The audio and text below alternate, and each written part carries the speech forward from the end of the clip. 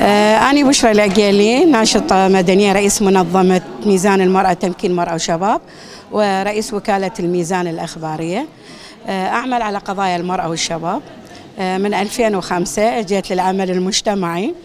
2011 حبيت أن أكون حرة في قراراتي، ولذلك عملت هاي المنظمة بجهود مع زميلاتي وزملائي.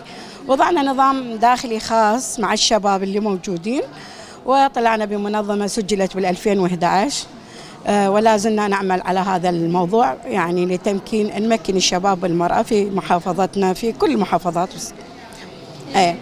أنا اللي أول مرة أحضر يعني إلى سنجار، لكن قضية سنجار كانت يعني بدمنا مثل ما يقولون. إحنا بالجنوب يعني عندنا حنية وعاطفة كبيرة، ما عندنا طائفية أو هذا هيك وهاي ديانة هيك، لا، حتى في محافظتنا ما حصلت عندنا طائفية بصراحة. اليوم احنا سعيدين جدا انه شفت سنجار وتعمقت بقضيتها، لذلك انا بصراحة من ارجع اريد اكتب عنها بما شاهدت وبما يعني رأيت من ظلم. عتبي على حكومتنا المحلية انه ما مهتمة لارجاع الناس الى وضعهم بعد كل اللي عانوا. لذلك احنا كمنطلق امرأة نضع يدينا بأيديكم للمناصرة وعودة النساء، وكذلك لعمل أيضا وقفة احتجاجية في محافظاتنا من أجل المرأة السنجارية، وإن شاء الله سننجح. هذا المؤتمر طبعا مؤتمر راقي، وهو من التمسنا أن يوحد دور المرأة لكون في كل الشعوب وليس فقط في محافظاتنا كعراق، أنه المرأة هي أساس المجتمع، وأنه إذا حبطت المرأة ضعفت يضعف مجتمع كامل. فنحن بيدكم من أجل المرأة، وأنه نعلم أن المرأة لها دور كبير في إنجاح مجتمع كامل أو بلد كامل. معكم أيضا أن تكونوا إقليم كامل في سنجار ليأخذ حريته بعد أن انظلم أكثر من باقي المحافظات. عبد الله أوجلان فكرته للمرأة هي ليس فقط حرية المرأة ودورها، وإنما عليها أيضا حقوق وواجبات أن تقوم بها اتجاه عائلتها أو المجتمع. لذلك إنه هو ليس يتحدث فقط عن المرأة. يمكن مفاهيم بعض الأشخاص لا يفهمون أوجلان، لكن أوجلان هو الكلمة الحق للمرأة، وكذلك كلمة الحق للرجل، يؤمن بالمساواة.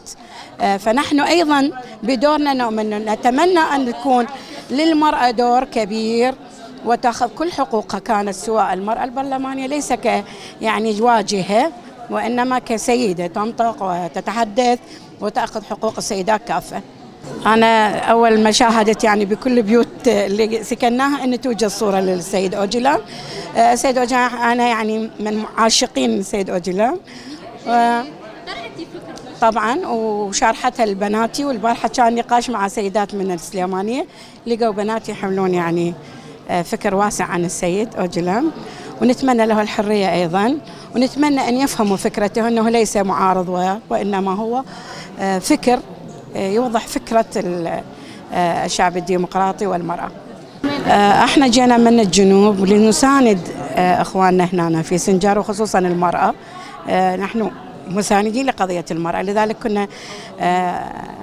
كنا بقدومنا رغم صعوبة الطريق ومعاملة السيطرات بدخولنا، يعني ليس كأنه آتي من نفس العراق إلى العراق، كأنه يعني من بلد آخر، كجناسي أجنبية وليس عراقية. نحن عراقيين سواء من جنوب العراق إلى شماله، لذلك نحن نتمنى أن تتغير هذه، وسنجار هي جزء من العراق وتحمل طاقات شبابية رغم المأساة، لكن وجود العاطفة والكرم بداخلهم يضاهي كل ما شاهدته في باقي المحافظات. شكرا لكم. أنا أقول إن شاء الله عندما أتي الزيارة القادمة أشاهد سنجار عائدة بكل أهاليتها، ويعني الحكومة مهتمة بإرجاع الفتيات اللي مفقودات، وكذلك الأعمار يعم بها، وإذا لم يحصل أعمار سوف نخاطب الجهات المنظمات الدولية من هذا المنبر، وجميع يعني إخواننا اللي